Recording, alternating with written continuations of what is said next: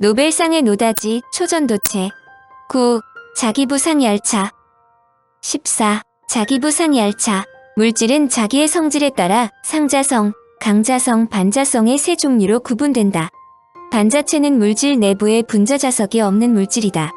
반자체의 전자는 외부 자기장의 영향을 받아 외부 자기장과 반대 방향으로 자기장을 만드는 유도전류가 발생하여 외부 자기장을 부분적으로 차단한다. 그런데 초전도체의 경우에는 이 성질이 아주 강해서 외부 자기장을 완전히 상쇄시킨다. 따라서 초전도체의 내부 자기장은 0이 되는 것이다. 즉 초전도체는 저항이 0일 뿐만 아니라 완전한 반자성체가 된다. 이 현상을 발견자인 마이스너의 이름을 따서 마이스너 효과라고 부른다. 그러나 자기장이 강력할 경우 그 자기장은 초전도체의 반발력을 물리치고 뚫고 들어가 초전도성을 파괴한다. 이러한 현상이 일어나는 시점의 자기장의 세기를 임계 자기장이라고 부른다.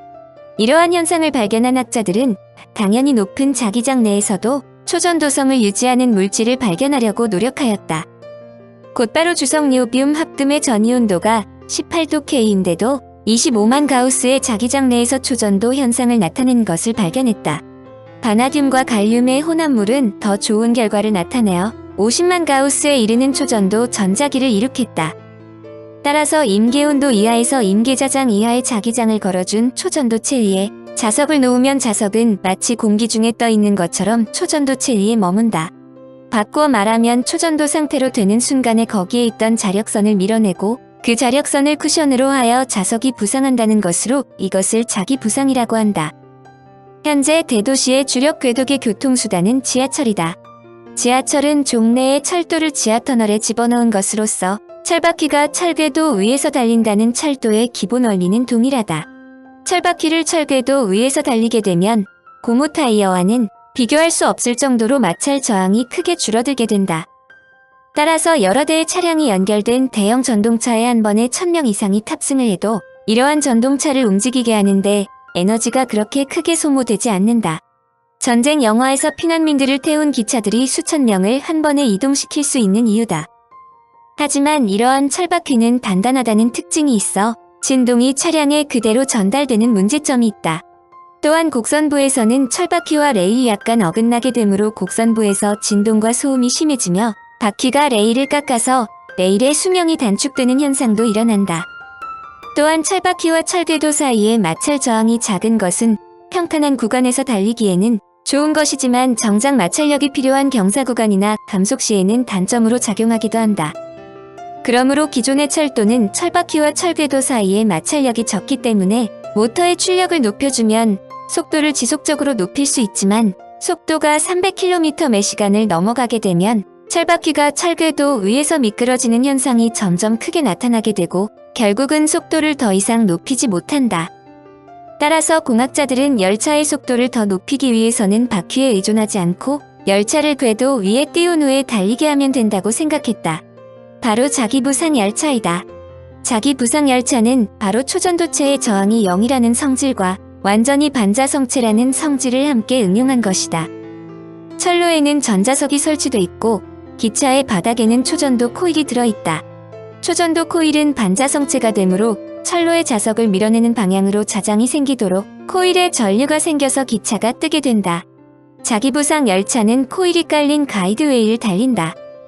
코일은 자력을 만들어 열차를 1cm에서 10cm가량 띄워 끌면서 시속 500km 정도의 속도를 낼 수 있다.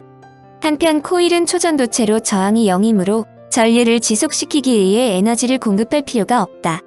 물론 자기부상 열차 중에는 마이스너 효과를 이용하지 않는 흡인 부상 방식이나 반발 부상 방식 등도 있다.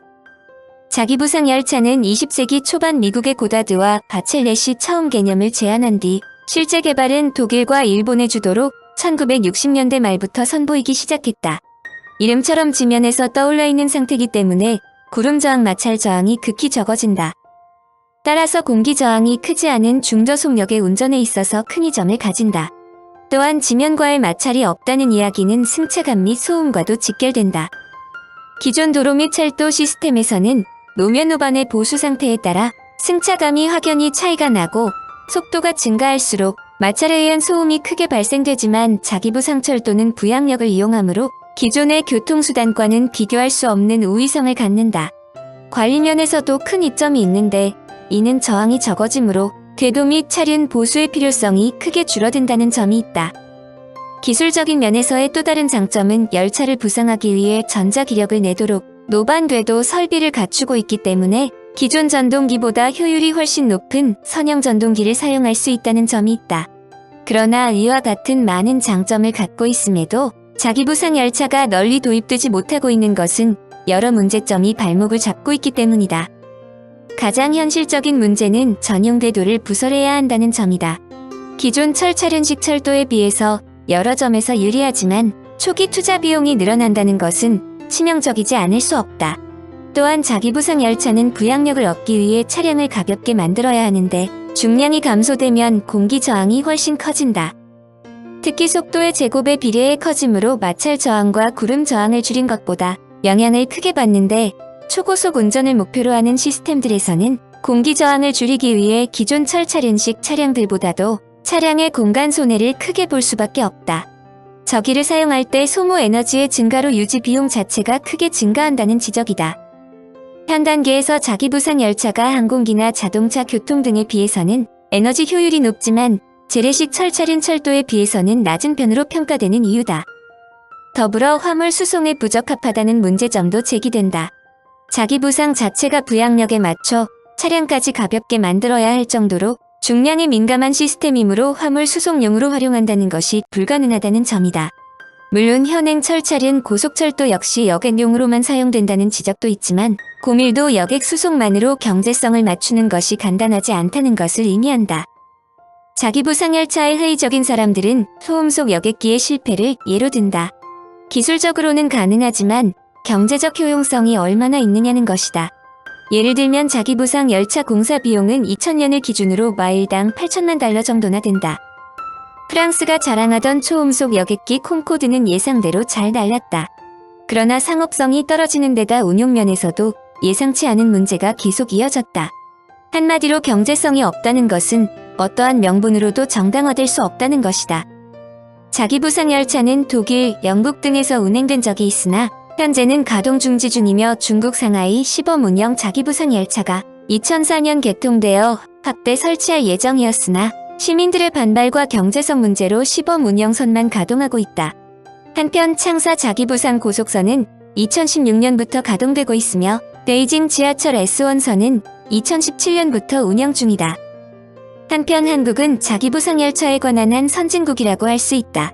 1993년 대전 엑스포 당시에 일반에 공개한 후 한동안 운행이 중지되었다가 2008년부터 다시 운행했다. 1시간에 한 번꼴로 운행하며 44석이다. 2015년 11월부터 노선 단축과 리모델링 작업을 하고 2016년 1월 12일에 재개통했는데 2018년 기초과학연구원 공사 때문에 운행 중단이지만 앞으로 재개통될지는 미지수로 알려진다. 또한 인천공항 1터미널역과 용유역 사이를 잇는 도시형 자기부상 열차가 2016년부터 가동 중이다. 현재 두 량짜리 자기부상 열차 4편성 8량으로 2편성씩 돌아가면서 본선에 투입해 운행한다. 자기부상 방식도 여러 가지다. 초전도식, 상전도식, 인덕트랙식, 지상식 차량식이 있는데 기본적으로 초전도식 즉 반발식을 주로 한다. 초전도식은 초전도 자석을 이용해 열차를 지면으로부터 띄우는 방식이다. 대략 10cm 정도 위로 뜨며 제어하기도 쉽고 고속화에도 유리하다. 이 방식은 전자석과 주행용 전자석이 있다. 부상용 전자석에는 다시 단극형과 양극형이 있다. 단극형과 양극형의 차이는 단순히 주행하는 동안 차체를 부양하는 자기장의 방향이 한 방향이냐 바뀌는 거냐의 차이인데 양극형 방식을 사용하면 저속에서 효율이 높지만 고속에선 솔레노이드의 리액턴스로 인해 자기장이 약해지는 문제가 있으며 차량 주행 시 바닥에 전자석을 제어하는 시스템과 동기화가 잘 맞아야 한다. 만약에 동기화가 삐끗하면 차체와 바닥 사이에 인력이 작용해 붙을 수 있다. 반면 단극형 전자석의 경우 비록 자기력의 반쪽밖에 사용할 수 없지만 제어가 편리하며 주행 속도에 관계없이 안정적인 자기장을 형성해준다. 주행용 전자석은 빨리 달리기 위하여 리니어 모터가 동기전동기 방식을 사용한다. 유도전동기 방식을 쓰면 주행 속도를 올리기 위해 효율이 낮아지는 단점이 있지만 저속에선 유도전 동기 방식이 유리하다는 주장도 있다. 여하튼 초전도 상태를 유지하려면 극저온 상태를 유지해야 하므로 액체 헬륨을 계속 사용해야 돼서 유지 비용이 만만치 않다. 학자들이 초전도체에 주목하는 것은 현재 자기부상 열차는 대부분의 에너지가 열차를 부양하는 데 사용하고 있으나 상온 초전도체가 나올 경우 매우 적은 양의 에너지로 열차 칸을 띄우며 초고속 주행이 가능하다고 생각하기 때문이다. 자기부상 열차 개념에서 특이한 것이 하이퍼루프 초고속 터널 열차이다. 2018년 미국 LA 서부 호손 공항 옆의 한 건물로 테슬라의 SUV 모델 X가 들어가자 차량은 엘리베이터에 의해 지하 터널로 이동되어 터널에 설치된 레일을 따라 쏜살같이 달려 1.14마일 거리에 있는 머스크가 추진하고 있는 스페이스X 주차장에 도착한 후 곧바로 엘리베이터로 지상으로 나왔다. 최고 시속 150마일로 달릴 수 있는 이 터널은 상습 정체 구간을 해소할 수 있도록 설계되었는데 일론 머스크는 이를 루프라고 명명했다.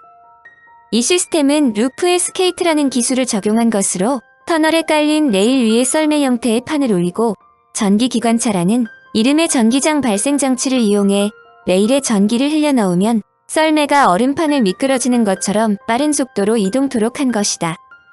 이 위에 승객과 자전거 등을 실을 수 있는 캡슐을 올리면 마치 지하철이 움직이는 것처럼 사람을 나를 수 있는 원리이다.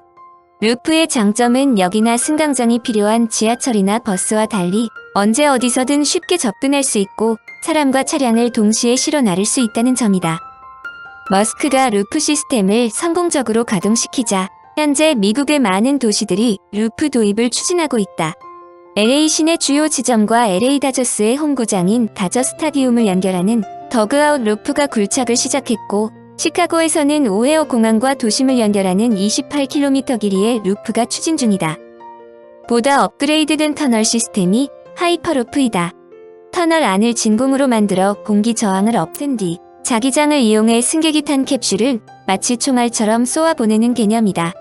음속에 가까운 시속 1200km 속도를 낼 수 있는데 차량으로 6시간, 비행기로 1시간이 넘게 걸리는 샌프란시스코에서 LA까지 30분, 한국 서울에서 부산까지 16여 분 만에 주파할 수 있다. 하이퍼루프 기술은 영화 아이언맨의 실존 모델로 유명한 일론 머스크가 자신의 상상력을 담은 논문을 통해 2013년 처음 세상에 내놓았다. 하이퍼루프 트랜스포테이션 테크놀리지사는 머스크의 아이디어를 응용해 선로와 열차에 영구 자석을 장착해 열차를 띄우는 기술인 수동 자기부상 기술을 개발했다. 이 기술은 시설 건축비가 상대적으로 적고 열차가 움직일 때만 공중부양이 일어나는 것이 특징이다. 정전과 같은 사고가 나더라도 거의 멈출 때까지 열차가 떠 있으므로 엄청난 속도를 내면서 운행 중이더라도 안전하다고 알려진다. 하이퍼루프가 실용화되면 도시와 주변부를 빨리 오갈 수 있으므로 도시 과밀화 문제가 해결되므로 하이퍼루프가 도시의 개념을 바꾸어 줄 수 있다는 것이다. 하이퍼루프는 인도에서 본격적으로 건설 중이다. 약 120km 떨어진 뭄바이와 푸네를 고속으로 연결하는 푸네 뭄바이 하이퍼루프 프로젝트로 2024년에 완공 예정이다. 거의 진공에 가까운 터널 안을 최고 시속 1200km로 달릴 수 있는 열차인데 일반적인 여객기가 시속 900km, KTX가 시속 300km로 달리는 것에 비해 어마어마한 속도이다. 현재 푸네와 뭄바이를 자동차로 이동할 경우 3시간 30분이 걸리는데 하이퍼루프가 건설되면 이동시간이 35분 미만으로 줄어든다. 이런 속도로 달리려면 두 가지 거대한 장벽을 넘어야 한다. 첫째는 마찰력이고 둘째는 공기 저항이다. 잘 알려진 사실이지만 움직이는 모든 물체는 속도를 낼수록 저항에 부딪힌다. 자동차, 비행기, 기차 등은 공기 저항이 속도를 내는데 치명적인 방해 요인인데 이 문제를 하이퍼루프는 터널 안을 거의 진공에 가까운 상태로 만들어 공기 저항을 줄인다. 하이퍼루프 터널 안은 1000분의 1 대기압 수준이다. 하이퍼루프는 캡슐처럼 생긴 열차가 자기부상 열차와 비슷한 방식으로 레일 위에 살짝 떠서 달린다. 열차는 자기장의 힘으로 추진력을 얻는데 터널 바닥에 코일을 깔고 열차 바닥에는 초전도 전자석을 장착해 자기장이 흐르도록 만들었다. 공기 저항을 줄여 비행기보다 빠른 탄환 열차 아이디어이다. 아랍에미리트도 아부다비와 두바이 구간의 하이퍼루프 건설 계획에 착수했다. 두 도시의 거리는 170km인데 12분 만에 주파 가능하다. 1분 동안 14.2km, 1초에 200m 이상을 이동한다. 이후 아부다비에서 사우디아라비아 수도 리야드까지 연장하는 청사진도 구체화되고 있는데 이 경우 승용차로 8시간, 비행기로 1시간 50분이 걸리는 거리를 57분 만에 주파할 수 있다. 한국에서도 2017년 유니스트가 서울에서 부산까지 325km를 16분 만에 이동하는 계획을 추진하고 있다는 발표다. 하이퍼루프의 가장 큰 장점은 비행기처럼 공항에서 시내로 이동할 필요가 없으며 자동차처럼 교통체증도 없다는 것이 장점이다. 하이퍼루프는 2016년 5월 미국 네바다주 사막에서 96m 구간을 최고 속도 111km로 달리며 첫 시험 주행에 성공했고 현재는 최고 시속 386km까지 속도를 올렸다. 시속 1200km까지는 아직 부족하지만 이 차이는 곧바로 극복될 것으로 생각한다. 현재 계획 중인 하이퍼루프 열차는 길이 32m, 무게 5톤에 최대 40명이 탈 수 있다.